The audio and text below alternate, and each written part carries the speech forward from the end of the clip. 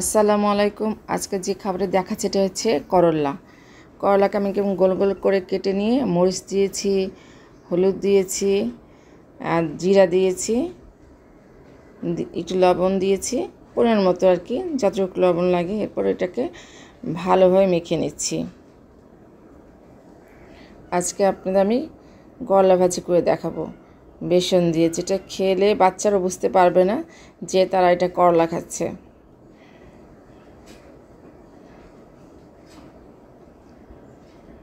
দিয়ে দিচ্ছি কর্নফ্লাওয়ার, যাতে কড়াটা একটু মচমচা থাকে।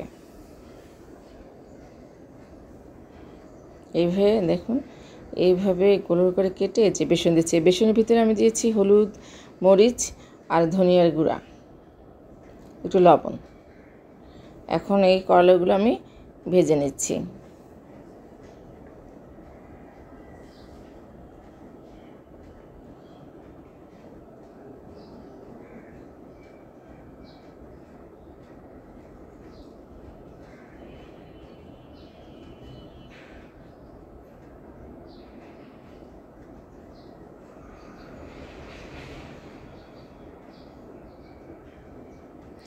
এগুলো আমি বেশি আঁচে ভাজবো না, মোটামুটি আছে, মধ্যম থেকে একটু কমিয়ে দিবেন।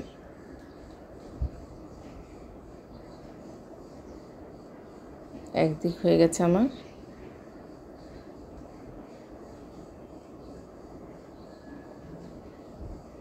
এটা আপনারা বুঝে ভাজবেন।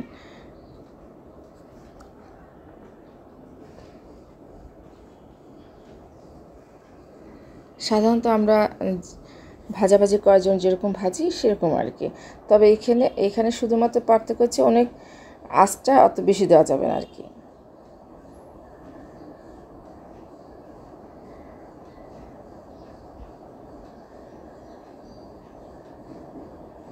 এই দেখুন, হয়ে গেল বেসন দিয়ে করলা ভাজা। আজকে আমি আরেকভাবে করলা ভাজা দেখাবো। এই ভাজাটা বেসন দিয়ে করে খাবেন, বিশেষ করে বাচ্চাদের জন্য। বাচ্চারা যারা করলা খেতে চায় না তারা অবশ্যই করে দেখেন, অবশ্যই এই করলা ভাজাটা তারা খাবে, বুঝতেই পারবে না তারা করলা ভাজি খাচ্ছে, কারণ একদমই তেতো লাগবে না।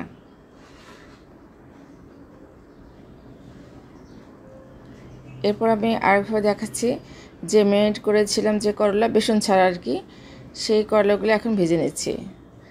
অর্থাৎ এগুলো হচ্ছে আপনার হলুদ, জিরা, একটু মরিচ, লবণ, কর্নফ্লাওয়ার দিয়ে মেখে রেখেছিলাম, সেটা এখন ভেজে নিচ্ছি। দুইভাবেই খেতে পারেন, তবে এই ভাজাটা খেতে হলে আপনাকে গরম গরম খেতে হবে, কারণ মশমশে থাকা অবস্থায় খেতে ভালো লাগবে। ঠান্ডা হলেও খেতে পারবেন, তবে মশমশাটা টেস্টই আলাদা।